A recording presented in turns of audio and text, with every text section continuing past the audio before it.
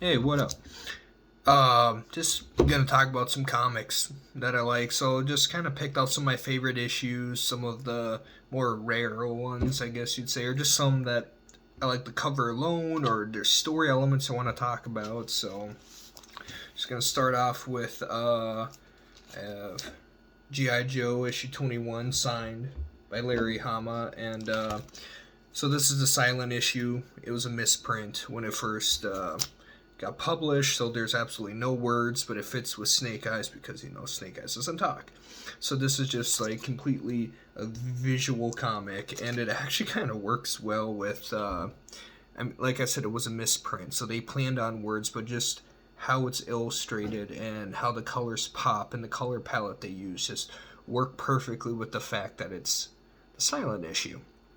So the quick story of this one: Scarlet gets kidnapped by Cobra, so Snake Eyes goes on a solo jump and saves her, and it's at night. So he's just storming through Destro's castle and throwing motherfuckers off, snapping some necks, stabbing some people. It's a lot of fun. Next one I have is Deathstroke Defiance, written by Christopher Priest, and it's a pretty good issue, so that's solid. This one, so when they rebooted Aquaman in the 90s to make it more rougher and grittier, I have the number one of that signed by the writer, Peter David, and this is a solid issue. This whole story arc where he loses his hand and shit, and he's got the long flowing hair and the beard, so like when Jason Momoa popped up, or first got cast, this is the one that I thought of first, was Into the Abyss. So it's really cool. My favorite, or one of my favorite Spider-Man comics. I'll talk about another one that I like a little more, but you know, issue 98. Who's gonna die? Marvel Tales. Someone's gonna die. Who's gonna die? And so it's a guessing game of who it is, and it turns out to be Gwen Stacy. So I have the night Gwen Stacy died, that arc, and 99. So issue 98, which is more of a guessing game of who it's going to be, and then Green Goblin throws Gwen Stacy off a building, Spider-Man webs her, and the Force breaks her neck. And so issue 99 is just a chase. It's Green Goblin chasing Spider-Man and vice versa, and Spider-Man dodges Green Goblin's glider, then Green Goblin impales himself on the glider. So, and that's when he finds out Norman Osborn is a Green Goblin. And so, yeah, this is a solid issue, which, a lot of critics say it's a turning point for comics, which comics get darker and grittier as the years go on. I have Wolverine number 1. This is the Japan miniseries. So when he goes, so number 1 of that. It's pretty cool, not to be confused with The Wolverine, which I don't have a number 1 of that. Had, past tense, but I gave it away. So I have, Wolverine number 1. Have Ultimate Warrior number 1, which is fun. So this is when, back in the 90s, the mid-90s, when the Ultimate Warrior was fading from the spotlight. The Attitude Era was coming in, and just a lot more rougher people. You got Stone Cold, Bret Hart, all that guys coming in. So he's trying to make a big comeback, and he thought what would help with that is a comic book. Not very good. Not very good at all.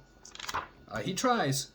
He tries hard because he's a writer on this too, I believe. Yep. Tries. And just how he's illustrated and just how over the top it is, and it's very like Conan the Barbarian-esque. So it's kind of fun in that aspect, just watching it. So this one, I'd love to get the whole series on, but they're hard to find. So Topps Comics, so Topps as in the trading cards. So whenever they pumped out a comic, they just did a one and done. Just simple as that. So they would do like a 10 or 15 issue, and that's it. And lots of these issues didn't get mass reproduced or republished, so it's whatever you can find, you can find. So Return to Jurassic Park. I have the first one of this, and there's 10 issues, and this series is badass. So it takes place. So this was written in '95. So it's before the Lost World came out, before the book was published, all that shit. And no, it's a really solid, fun comic.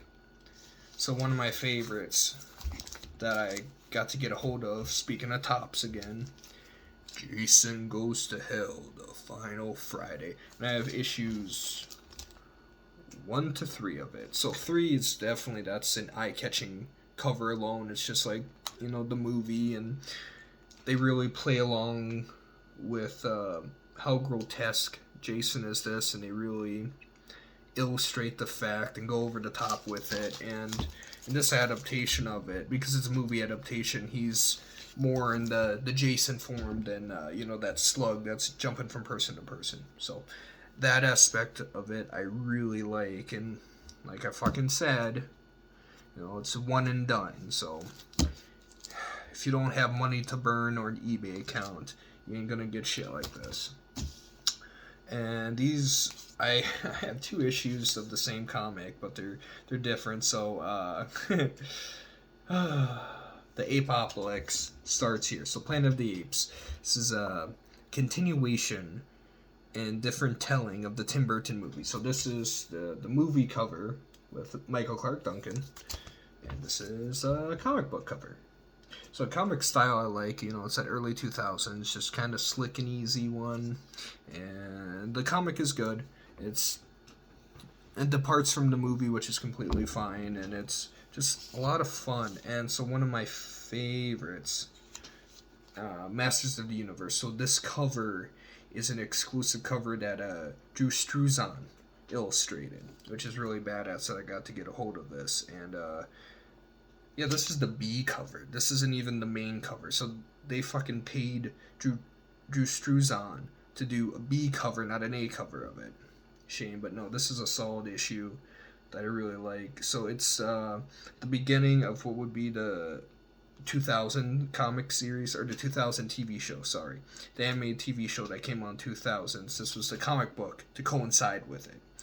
And this is just a badass, kind of more edgier PG-13 telling of Masters of the Universe, which I really appreciate. So this,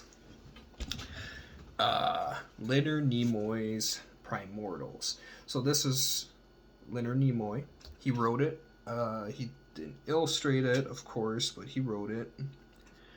And it's just his idea of basically the Avengers in his own world that he created and stuff like this. It's not even produced by a, you know, Marvel or DC or Image or any of those, you know, some of the bigger comic labels, fucking Big Entertainment. Oof. But no, it's a, you know, it's really just name alone. It's got some fun shit here or there. So, you know, it took a couple issues before shit got going. I fucking researched it, how many issues it took before shit, you know, started to hit the fan and get going. Because I'm not, you know, paying fucking comic book prices.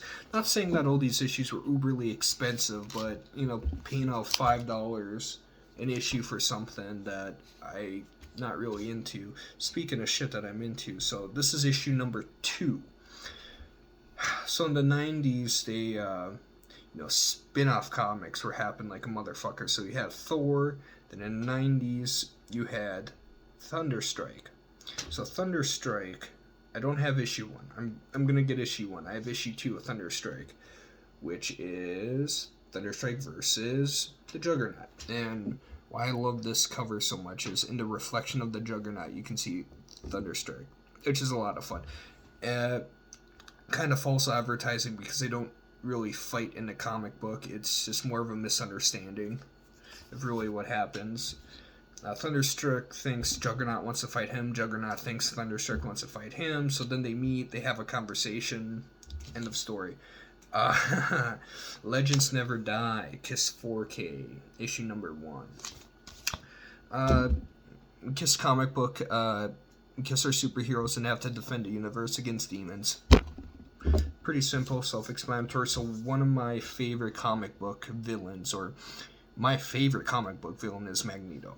And when they rebooted him in 2013. They give him his own mini-series that didn't last too long. He only got 4 volumes and he was canceled. So, sad, but this is one of the most beautiful covers I've ever seen. Yeah, you have Magneto and his helmet, which is shaped out of barbed wire, because they really dig deeper into the fact that he was in Auschwitz, he was a Holocaust survivor, and just how brutal and violent he is and he has to be, which is amazing. So, going more on the retro side with comic books, here is Uncanny X-Men 125, which is, like I said, Magneto, one of my favorite characters. So it's the arc where he turns himself in and he works with the X-Men and temporarily becomes the leader of the X-Men. So this is the trial issue where, the crimes of Magneto. So it's just Magneto turns himself in, it's on trial, there's testimonies, and then a fight breaks out. So it's really, really good, fun stuff. So this one I've talked about like 3 years ago. I don't even fucking remember, but the Uncanny X-Men 311 to stock a Sabretooth. So this is cover alone. So this is just, like I said before, this is cover alone. This is fantastic. Sabretooth is one of my favorite X-Men villains, lower level X-Men villains. And so this is just Bishop hunting or stalking Sabretooth in X-Men Mansion, and it's a fun comic. So digging more into DC now. Actually, this is just a little bit of fucking everything, but Batman vs. Predator 2, issue 1. Badass. Batman and Huntress are hunting a predator. Batman vs. Predator 2, issue 2 out of 4. I need to get 3 and 4. I just bought a car, so car payments a little more important than comic books from the 90s, but what the fuck are you gonna do? So, Image Comics. So, Image. What have they done? Just a comic book you might know. The Walking Dead. So, this is issue 100. This is Negan's first introduction. And it's where he beats Glenn to death with a baseball bat. And this is just kind of a must. Just something that I needed to have. That's like just such a good issue, because I have issue 1 of The Walking Dead, and so I'm like, well, if I have issue 1, I gotta have issue 100. The Walking Dead. Some of my favorite Thor comics. I should get the conclusion to this, but it's The Mighty Thor, issue 379. Thor fighting Fin Fang Foom. Fin Fang Foom. God, I'm drunk. And it's, there's twists and turns in this comics. Like I said, it's a little misleading, but issue 380, the fight happens. So that's what happens with a lot of comic books is, it's villains introduced, talking to the villain, and then fighting. So usually, you got a 3 or 4 arc thing with that.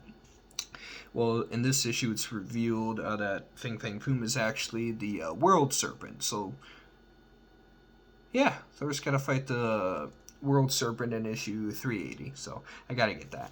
That's on the list. And so, actually, one of my favorite finds that I ever found at a Swappers meet is... Okay, I fucking love movie adaptation of comic books. I have quite a few. I might do a video of my fucking favorite ones, but this one is just Independence Day, issue 0, issue 1, issue 2. And these are rather, I shouldn't say expensive, but they're sought after, especially if you have all 3. And the dude I bought them off didn't know what he had. So I'm not saying you're gonna fucking pay for college or buy a fucking house, but eBay, I found them for $50 if you had all 3, so that's kind of cool. So yeah, this is basically the telling of the movie, but it's they change some shit, give background to other shit, just really stretch things out, and it's fun. They cut out the lab dissection scene, which is my favorite scene in the movie because it has that line, "Is that glass bulletproof?" Which is a lot of fun. So, What If comics.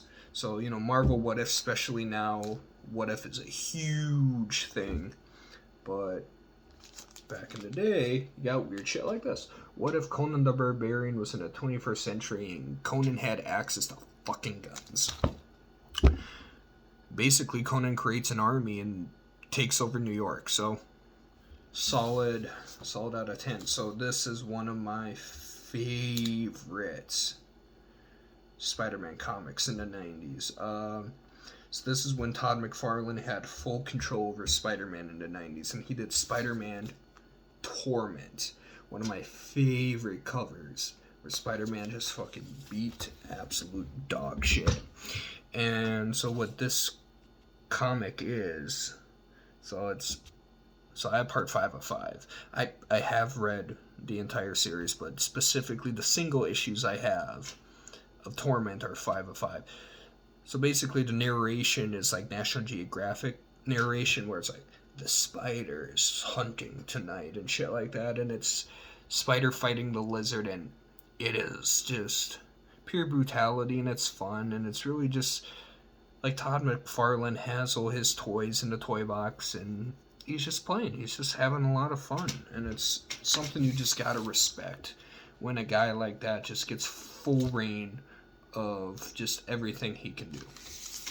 So yeah, those are just some of my favorite issues, or just some that I wanted to talk about. I'll be doing a few other comic videos to really dive in a little deeper on, my favorites and shit like that. So, what's up?